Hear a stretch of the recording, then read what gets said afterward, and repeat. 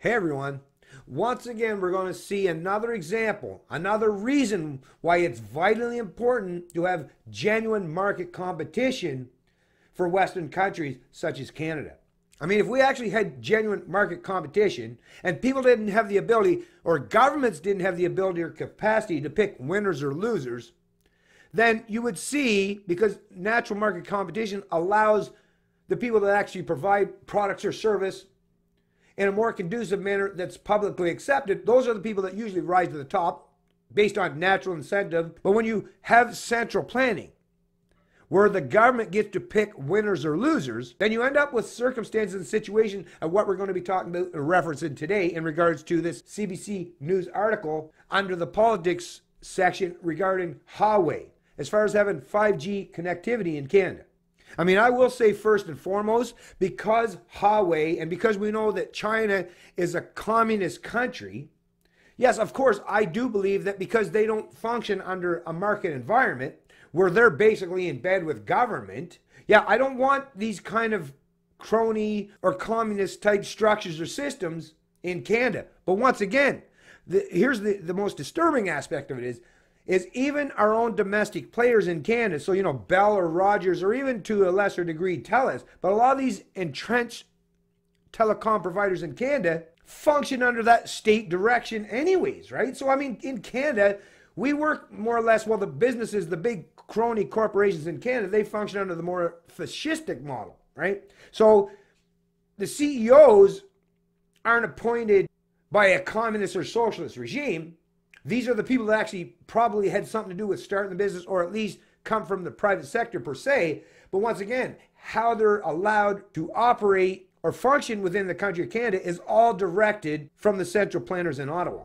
So like I say, whether you're talking about communism, socialism, or fascism, which is basically corporatism, there is no genuine market competition, nor is there a way to actually hold any of these corporations to account.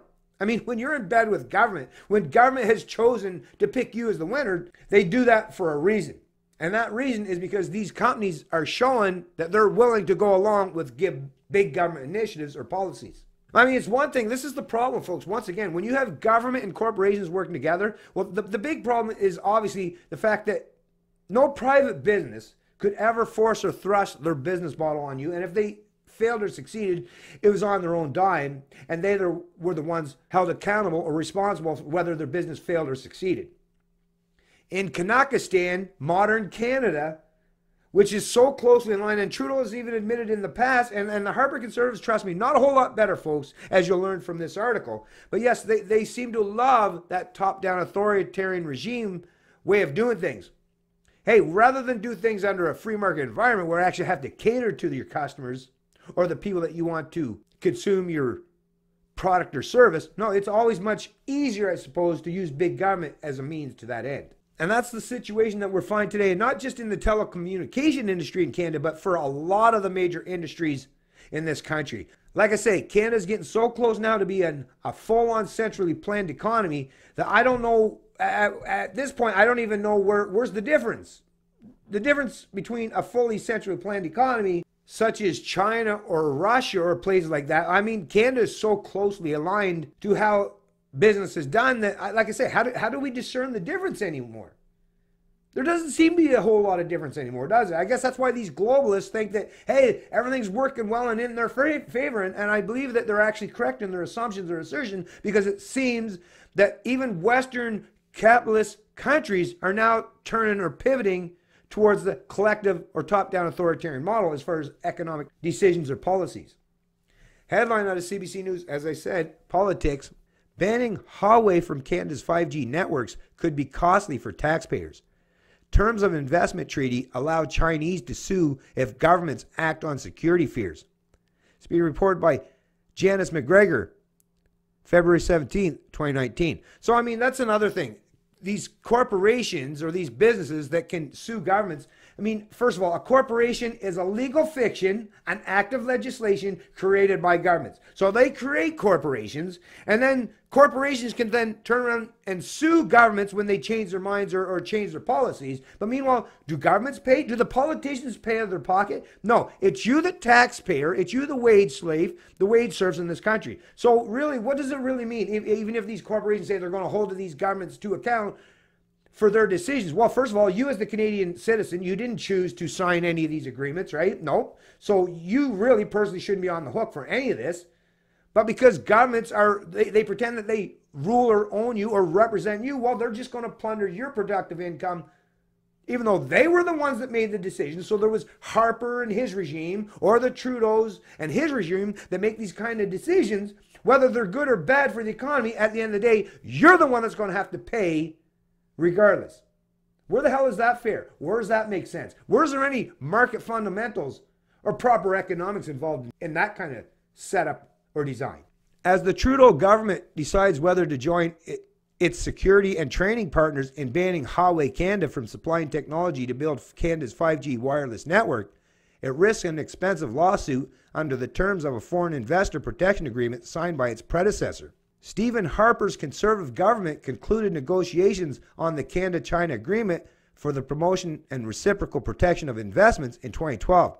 At the time, it was seen as a necessary precursor to the comprehensive free trade talks the two countries hoped eventually to explore. So yeah, once again, Harper was another one of those ones. Like I say, when people are out there and they say, oh, we need people like Harper back, or we need the Conservatives. Like I say, two wings of the same bird, folks.